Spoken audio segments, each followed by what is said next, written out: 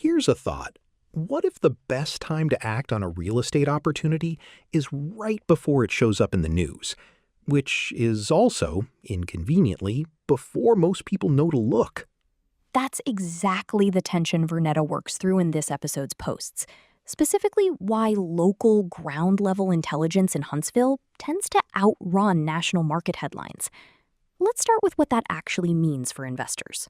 The core claim here is that national housing news is, almost by definition, late. That by the time a trend becomes a headline, the sharpest opportunities have already been claimed by people who were watching something else entirely. The Post puts it directly.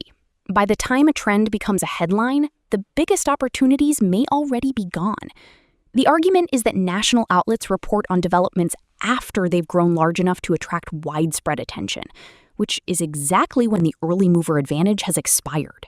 So the headline isn't a signal to act, it's a confirmation that others already did. That's a meaningful reframe for anyone who treats real estate news as a starting gun. What this means practically is that local professionals, people tracking showing activity, buyer inquiries, multiple offer situations, and declining inventory, are seeing the signal months before it shows up in any published report.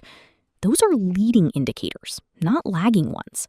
And Huntsville is the specific example here. Aerospace, defense contracting, cybersecurity, advanced manufacturing. That employment base generates housing demand that plays out locally long before national data catches it. Right. When a major employer announces an expansion or new hiring push, the effects hit the local housing market almost immediately. Relocation demand rises, inventory tightens, rents climb, while national media is still deciding whether the story is worth covering. There's also a neighborhood-level argument that citywide data can't really make. One district appreciates sharply because of a school zone or a new retail corridor. The one next to it barely moves. A national headline can't tell you which is which. The Post frames the agent's role as a bridge, someone who interprets raw data inside local context, tracking commercial development, infrastructure projects, rental vacancy rates, and buyer psychology simultaneously. That combination is what lets investors position ahead of the curve rather than react to it.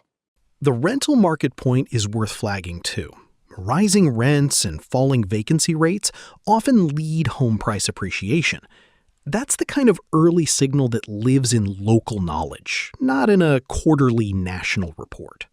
The through line is really about where useful information actually lives, and the answer's closer to the ground than most investors default to looking. Next time, we'll see what else that ground-level view is picking up in Huntsville. Stay close.